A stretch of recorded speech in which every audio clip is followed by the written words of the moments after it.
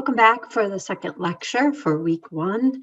We will finish up talking about chapter 1 in this lecture. Okay, so let's get it done so we're ready to go.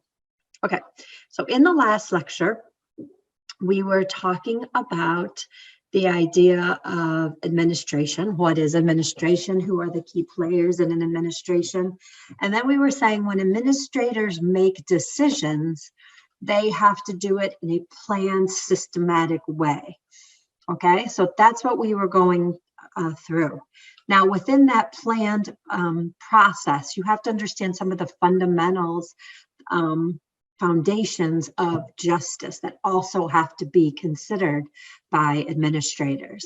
So the one we talked about first was rocking the boat analysis. Remember, we said criminal justice is 3 parts: police, courts, and corrections. And no matter how you view it as a system or a process or a network, they are all connected in some way. They all have a uniform goal of achieving justice. And we said because of that, when one part of the criminal justice system makes a decision, it often has a ripple effect on the other 2 parts of the criminal justice system. So we talked about rocking the boat. You can't rock one end of the boat without rocking the other. So any changes made in policing is going to have a ripple effect on courts or corrections. Changes in courts are going to affect police corrections. Changing in corrections are going to affect police and courts. So they all are connected and they all are going to have a ripple effect when changes are made.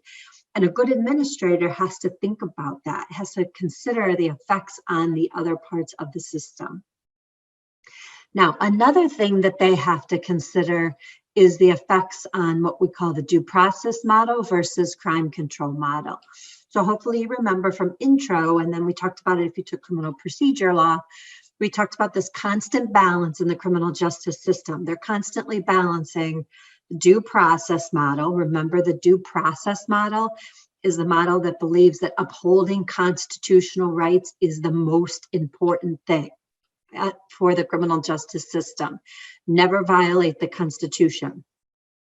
And remember, if you believe or advocate for the due process model, you are an individual rights advocate. So due process model, individual rights advocates, they want to uphold constitutional rights at any cost in order to sustain criminal justice. The other view is crime control model, that the purpose of the criminal justice system is to stop crimes and preserve social order. So even if you have to interfere with constitutional rights a little bit in order to maintain social order and stop crime, that's okay. We are going to allow that in certain cases.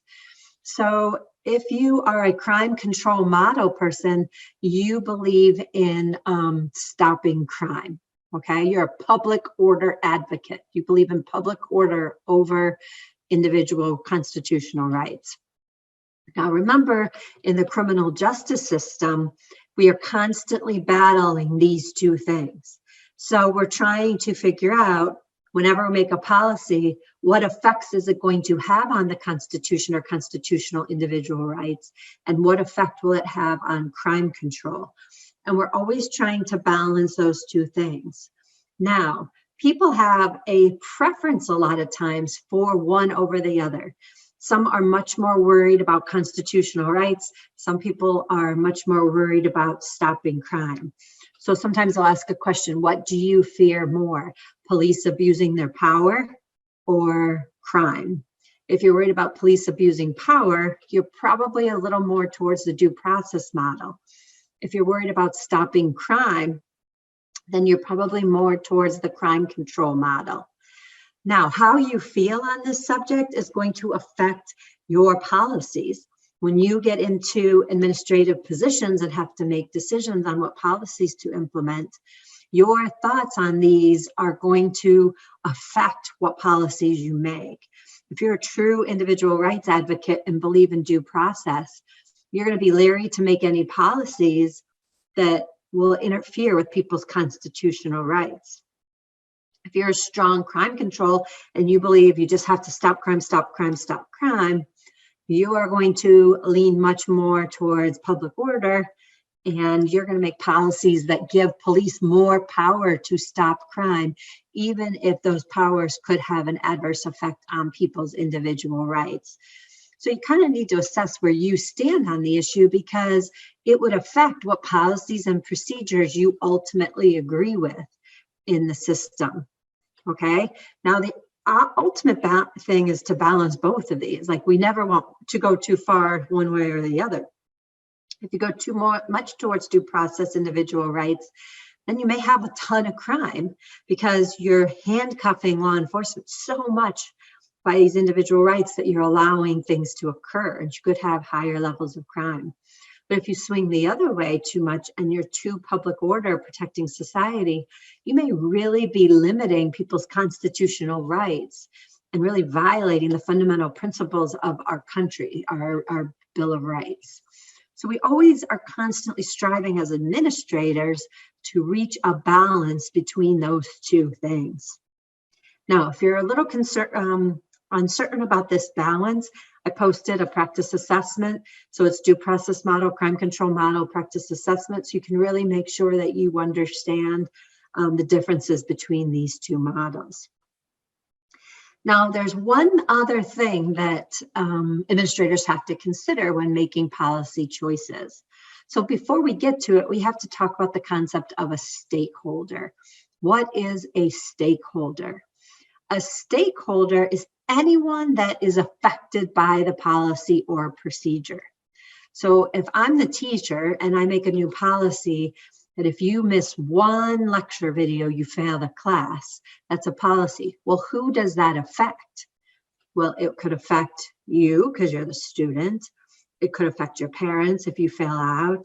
If you have a family and you're supporting them and children, it could affect them.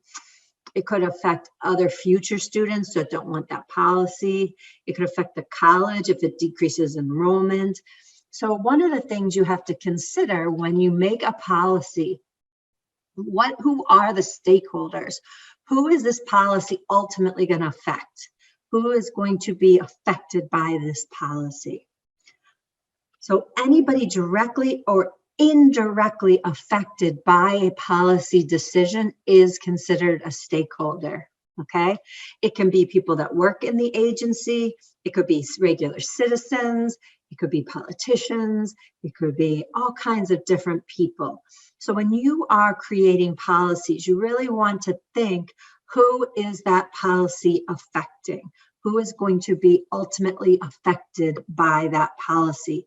They would be stakeholders.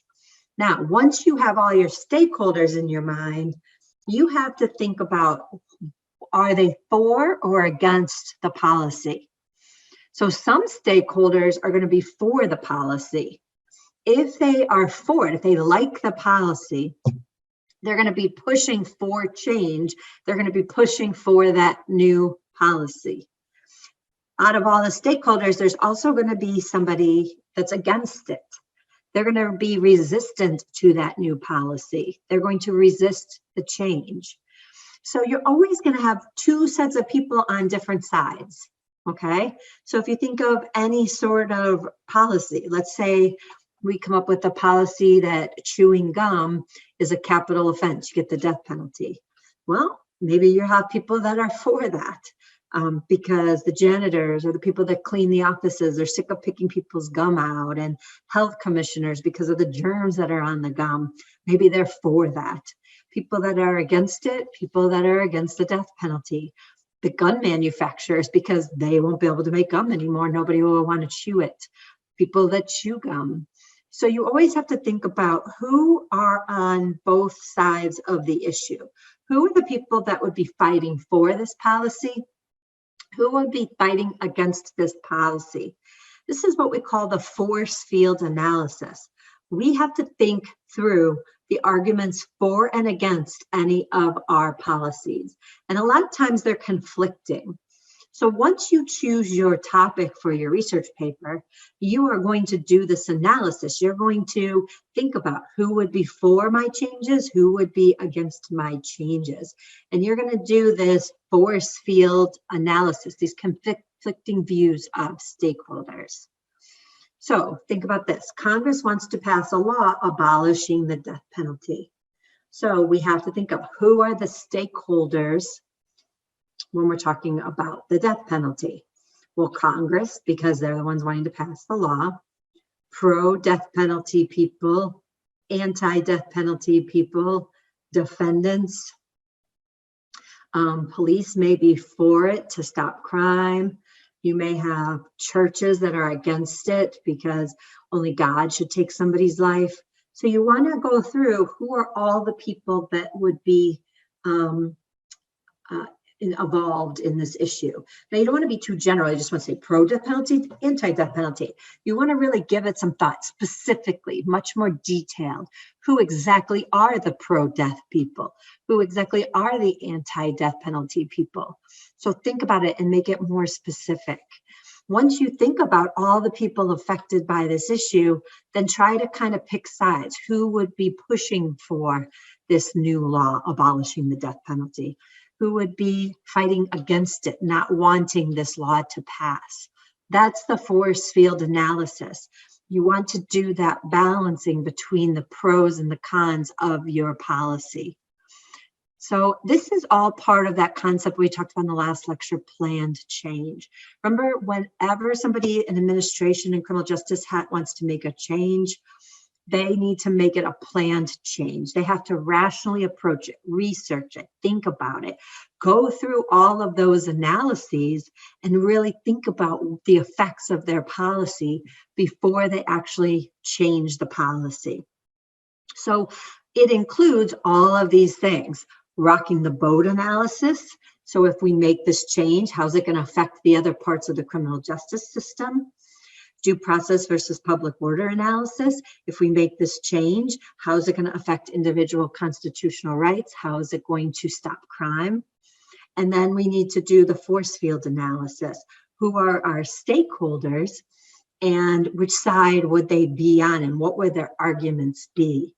So administrators make decisions after considering these things. So they look at all three of these things whenever making choices. And ultimately, that's what you're going to do.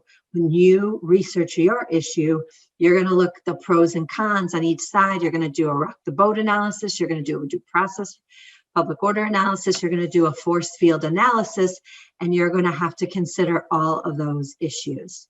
Now, to practice with this, you have a homework assignment for chapter 1. So chapter 1 gives you a policy. It's talking about gun control. You need to do all three. Who are the stakeholders? Who would be a favor? Who would be against? How would it affect due process? What's the rocking the boat analysis? So you're going to put all of these together for your chapter 1 assignment. Okay? That's it for chapter 1. Hopefully you understand. If you have any questions, please reach out. I'll be happy to work with you on anything. I really want you to get these are fundamental principle concepts that we're going to use for the rest of the semester. So really make sure that you spend the time and figure this out and understand it, because then you're going to use these when you start working on your research paper. So have a good night, and I will see you soon.